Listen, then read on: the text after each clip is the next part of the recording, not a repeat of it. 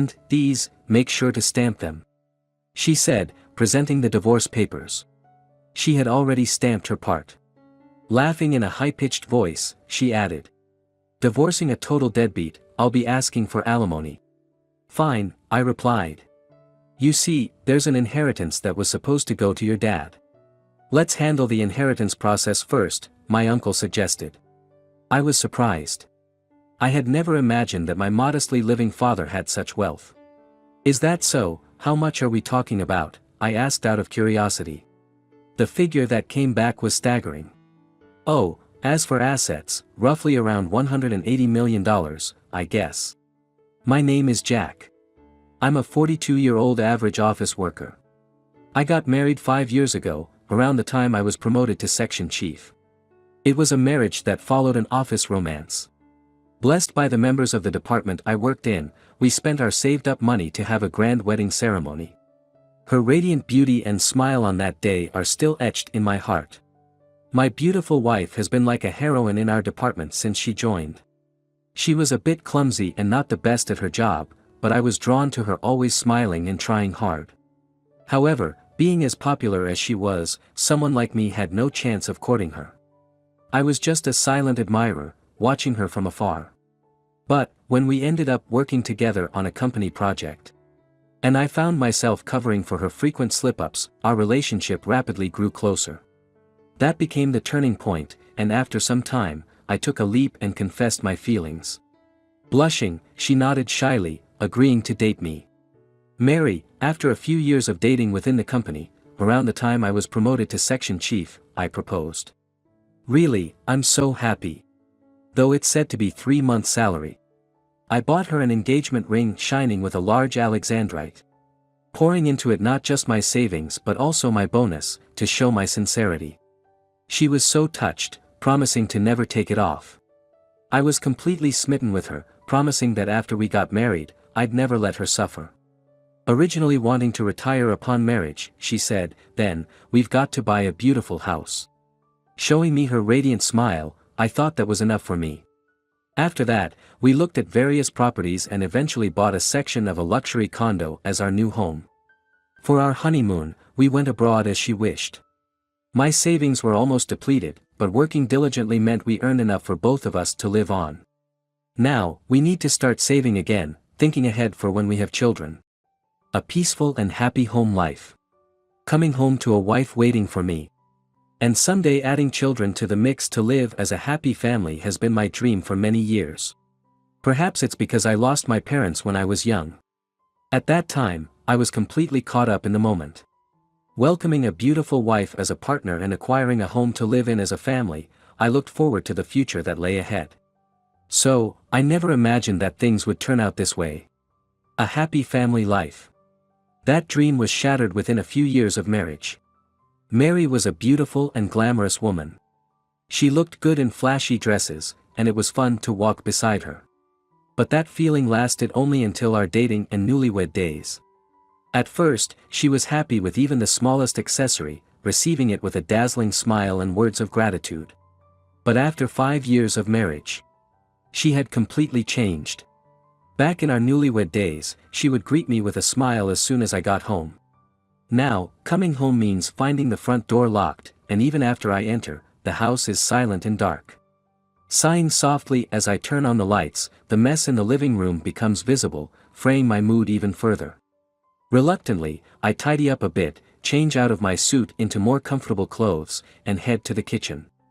The kitchen, untouched by anyone, is spotless, and of course, there's no dinner prepared. Opening the fridge reveals nothing but beer, with hardly anything edible in sight. With no other options, I take out a stored cup noodle and turn on the kettle. I don't drink since I have a low tolerance for alcohol, so the beer in the fridge belongs to Mary. I used to find her attempts at cooking, though not great, endearing. But by the time I realized it, she had begun to despise cooking and started suggesting we eat out at night instead. Since I was working too, and neither of us had time for cooking, and considering cooking was a burden for her, I thought it inevitable and gave up on home-cooked meals. However, Mary disliked eating at nearby family restaurants or diners, always insisting on going to expensive places. When I said we couldn't afford to dine at high-end restaurants every night. She retorted, "What, you don't have the means, I can't believe it."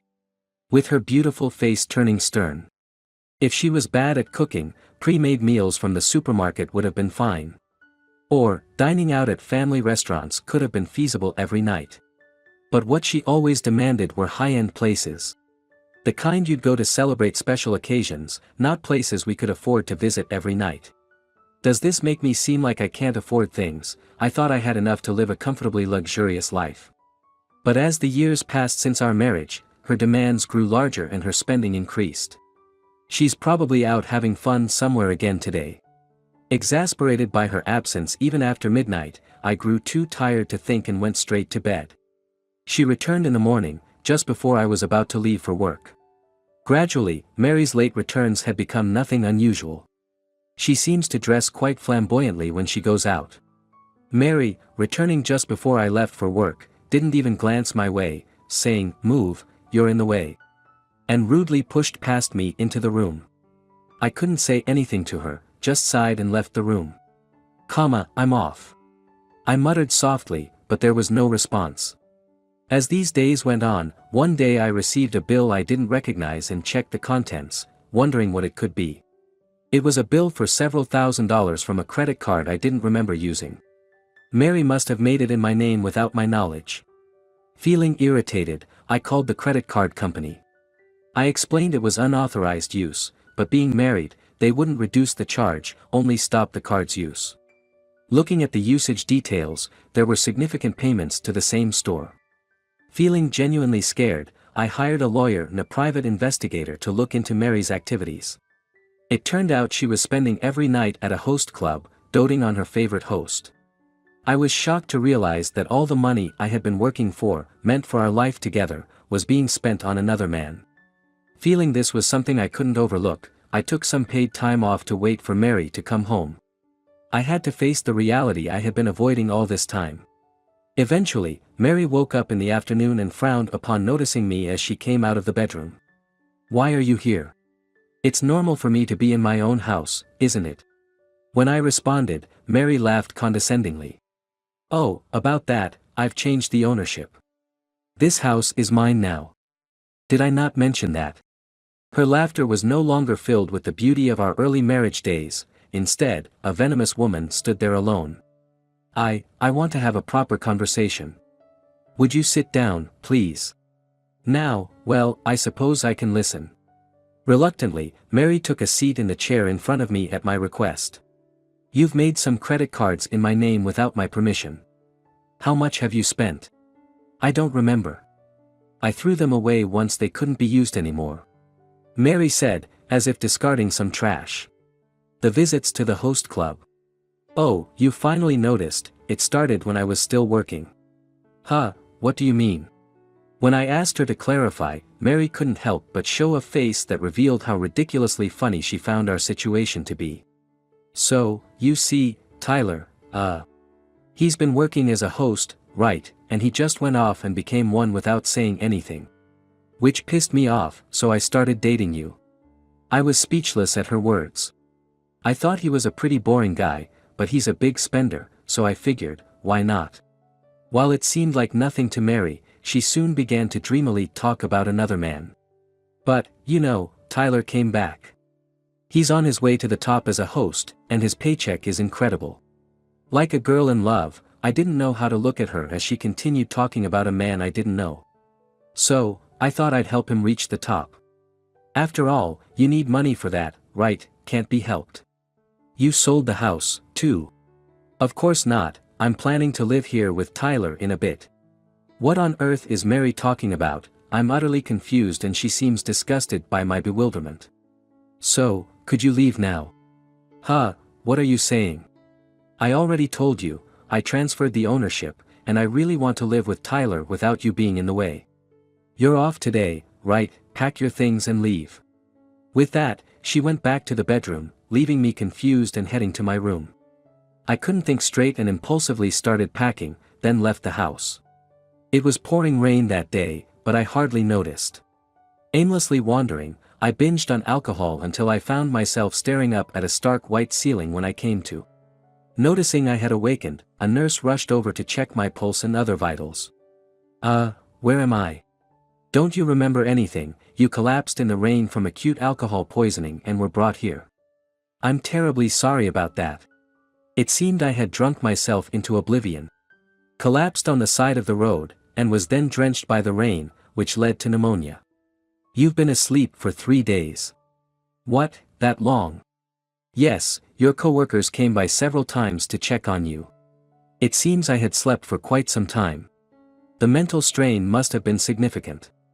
Oh, it looks like you've had some visitors. The nurse said, glancing at a shadow peeking through the door before she left the room. In her place, Mary and an unfamiliar man entered. He had a well-groomed face, but his blonde hair and flashy suit led me to guess he was the host Mary had mentioned. So, you're alive. I was thinking maybe I'd get some insurance money out of this. The first thing out of his mouth sent a chill down my spine. Just how much insurance had she taken out on me? I threw away all your stuff that was still in the room. Is that so?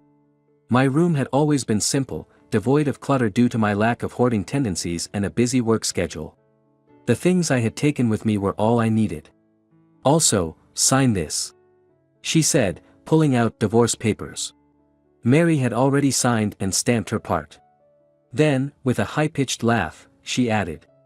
Feels good to divorce a useless loser, I'll be asking for alimony. Fine by me. I didn't have the energy to argue back. I just filled out the divorce papers, stamped them, and threw them back at her. She happily took the papers and left with her affair partner. Whatever happens, happens. With that thought, I collapsed into bed and fell asleep. In the days following, 2 unexpected visitors came to see me. One was a police officer who asked if I remembered being pushed or anything about an accident. But I couldn't recall anything, so that's what I told him. The officer looked puzzled. What was that about? The second visitor was a middle-aged man dressed neatly. I don't know who he was, but he seemed really interested in digging into my past. However, even when asked, I really don't have much of a past to tell. I lost my parents in an accident when I was young. And it seems they didn't have any relatives, so I grew up in the foster care system. Many foster homes back then were not great, and I got passed around quite a bit, so I don't have many good memories. After graduating high school, I left the system, took a gap year to save some money, and then went off to college. When I shared my past in detail, the man teared up. I'm sorry, but who are you? Oh, my apologies for not introducing myself sooner. I'm Kyle. Your dad's brother, that is, your uncle. I had never heard that I had any relatives from my parents. Well, it could just be that I was too young to remember, but since nobody ever came to claim me, I figured I had no relatives. Your parents, they essentially eloped to get married, against the family's wishes. At the time, your grandfather, my dad, was furious. He went as far as to officially disown my dad, effectively erasing him from the family records. However, as time went by and my grandfather's anger cooled off, he received a letter and a photo from my dad, announcing the birth of a grandchild, prompting him to start looking for my parents in hopes of reconciliation. But by then, he received the news of my parents' death. This news devastated my grandfather, and he fell ill. After that, my grandfather spent his days using private detectives and other means trying to find out how my parents had lived and where their grandchild had gone. However, my parents had already been memorialized as unclaimed spirits, and it was unknown which facility I had gone to. Did you previously hire a private investigator? That agency is under our umbrella. Despite thinking it was a long shot based on the name, I had them look into it. So, you're really my uncle? Yes, that's right. It's been a rough road for you. From now on, we'll be here to support you, so you can feel safe. Hearing those kind words, I found myself wanting to cry for some reason. Maybe it's because I've been alone for so long, unable to lean on anyone during hard times. It was the first time someone told me it was okay to feel at ease. After that, I shared everything that had happened to me with my uncle. The marriage to Mary and her betrayal, up to the current predicament, including how I was deceived from the time we were together. I was treated like a cash cow, losing the condo I worked hard to buy, and before I knew it, I was drowning in debt. Then, my uncle ruffled my hair and said I did well. Somehow, his hand felt very warm, and I found myself crying uncontrollably. As for your divorce, I'll take some action on my behalf. Though it's a bit of her own making, her timing couldn't be worse. Huh, what do you mean? There's an inheritance that was meant for your father, and now it's yours. Let's start the process for you to claim it. I was shocked by my uncle's words. I never imagined that my modest living father had such an inheritance. Really, how much are we talking about? The amount he mentioned in response to my curious question was astonishing. As for the assets, roughly around $200 million or so. A week later, I had returned to work. The employees in my department congratulated me on my discharge from the hospital. All saying they were glad I was safe, seemingly quite worried about me. And when I reported my divorce along with my discharge, my colleagues had this indescribable look, staring at me. It was a sort of pitiful look that made me think, they knew her true nature. No, more accurately, it seems rumors about her started circulating after we got married. Everyone was being considerate, trying not to let me hear about it, but back then, Mary had apparently been making eyes at other male employees as well. In fact, many felt betrayed after finding out about our marriage.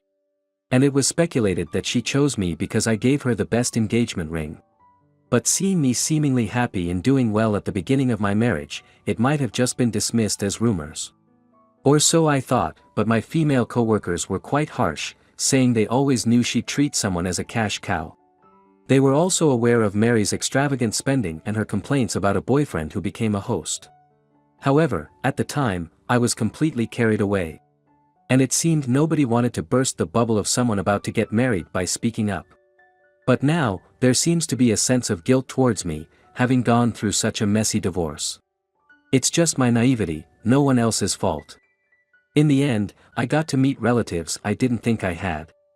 I said with a smile, which seemed to brighten the office atmosphere, and I felt happy to be working here again. Currently, I've been kicked out of my place and am living in an apartment owned by Kyle's family. It's a very nice apartment. And although I offered to pay rent, I was told, this was originally meant to be an inheritance for your father. Live here without worry. But surely, this luxury apartment itself couldn't be part of my inheritance, could it? Amid events that felt unreal, including being told about an estimated $200 million inheritance, I was just trying to return to a sense of normalcy. That's when my cell phone blared with a loud ring. It was Mary calling. What could she possibly want with me now? Hiding assets from your wife, how low can you get, and why should I have to pay alimony? Her shrieking voice burst through the phone. Confused, I responded, what are you talking about? The divorce, you could have just quietly paid the alimony, why start a lawsuit? My lawyer had advised that it would be better for me to handle this through civil court. But with the reunion with relatives and settling in, I had completely forgotten about it. I thought it was all over when she filed for divorce, but... And you said you had no relatives. What's this about being the grandson of the Smith conglomerate's chairman? I didn't know that, the divorce is void. Unable to grasp a single thing from Mary's ranting, I quietly hung up the phone and blocked her number. After consulting with my uncle, it was decided that we would settle things with Mary over the weekend. The reserved restaurant had a private room, and when I arrived, Mary and her affair partner were already seated, glaring at me. Don't worry. I've already taken care of it. My uncle said, patting my shoulder encouragingly as we took our seats across from them to start the discussion.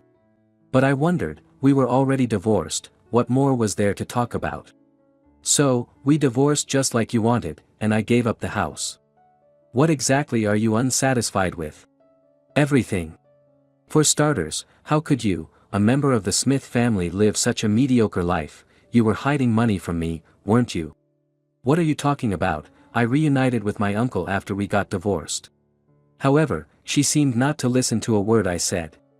And what do you mean by not paying alimony? On top of that, in civil court, I'm the one who ends up having to pay alimony. Glancing to the side, I saw my uncle smiling broadly. Apparently, the family had been taking steps on various fronts.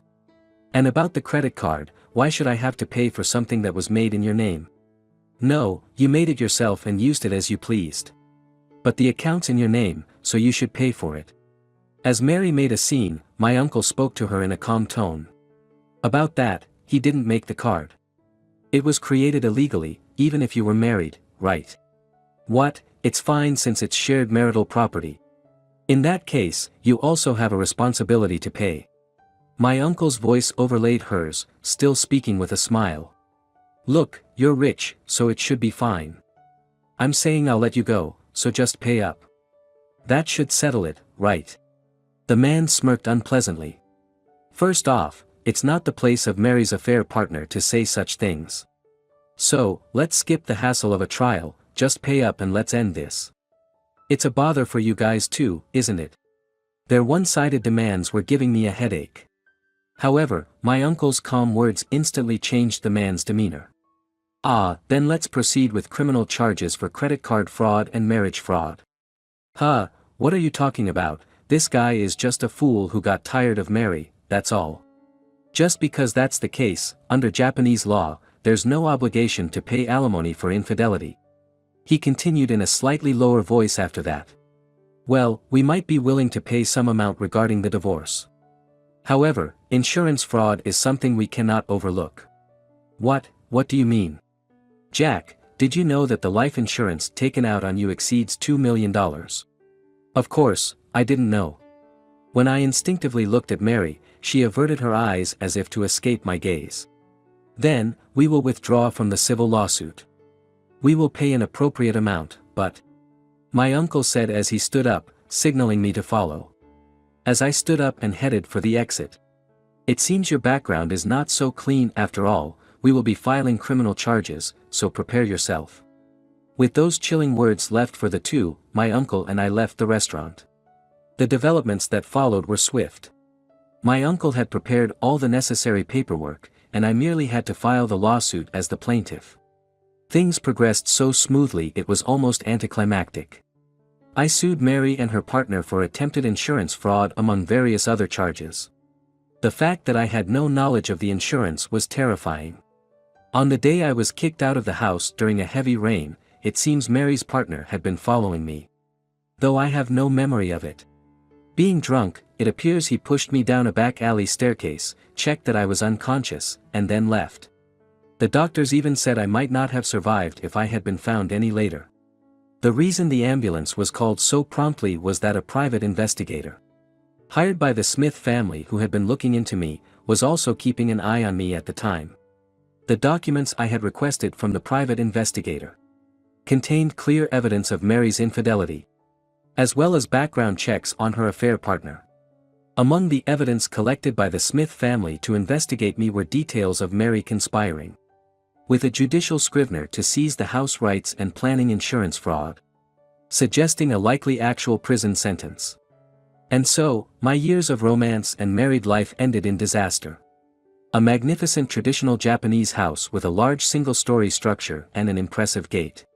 In that room, I was able to meet my grandfather, lying in bed. Sam Smith, known as a famous investor, was my grandfather, a fact hard to believe. Yet, when he saw me, he smiled gently and nostalgically. I'm sorry to be in this state. Come closer, let me see your face. Invited, I sat down on the chair next to my grandfather's bed. I owe your parents an apology. If I had allowed their marriage, they might not have left us so soon. His voice, filled with loneliness and sorrow, made me realize how much my father was loved. Yes, but my parents seemed happy, and I am very happy to meet you, Grandpa. Is that so, is that so? My grandfather nodded several times, as if holding back tears, and firmly grasped my hand, saying, I made it in time this time, thank you for being alive. Hearing these words, realizing he had been mourning my parents' accident all this time, tears fell from my eyes too. Yes, I'm thankful to my parents for giving me a life, and to you, Grandpa, and my uncle. My words made my grandfather and my uncle, who was standing by the bed, look at me. Thank you for finding me. I thought I was alone in the world and rushed into marriage seeking a family.